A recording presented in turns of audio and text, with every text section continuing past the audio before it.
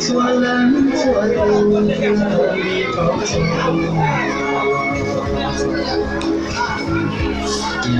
我要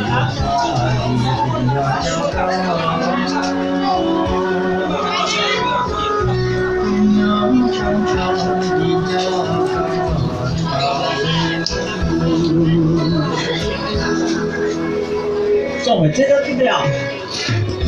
Oh baby, I miss you so much.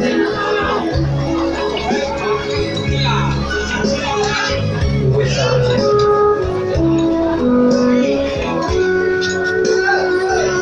how can I survive? 妹的正月他大记得大马哈姆。我来就哥啊，他每次在准备什么？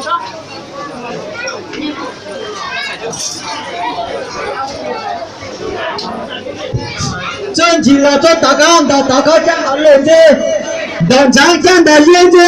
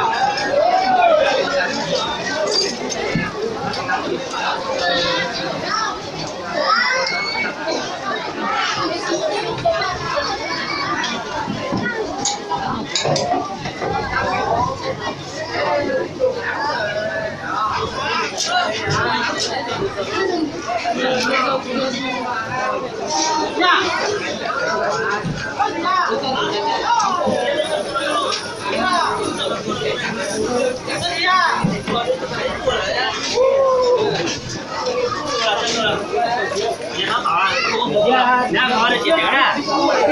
不感觉到我很难受。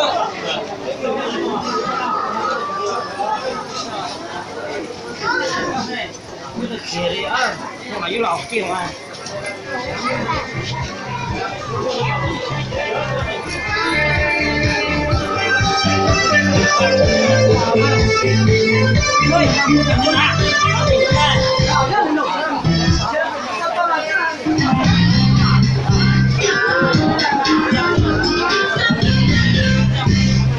Gió cuốn theo chiều xuống qua bao lũ hùng nắng trên ngàn hát khi từng chiều đông tiếng hát cùng đồng hương trên rừng chiều bao la qua suối đồi cây lá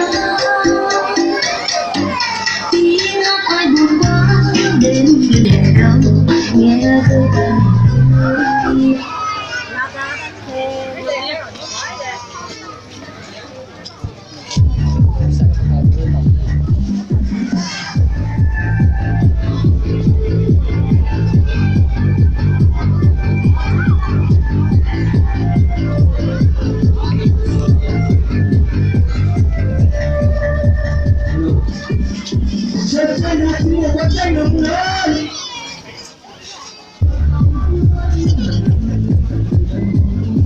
Hãy subscribe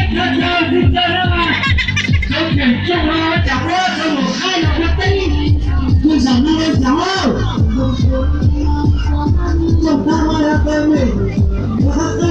không bỏ lỡ những video hấp dẫn.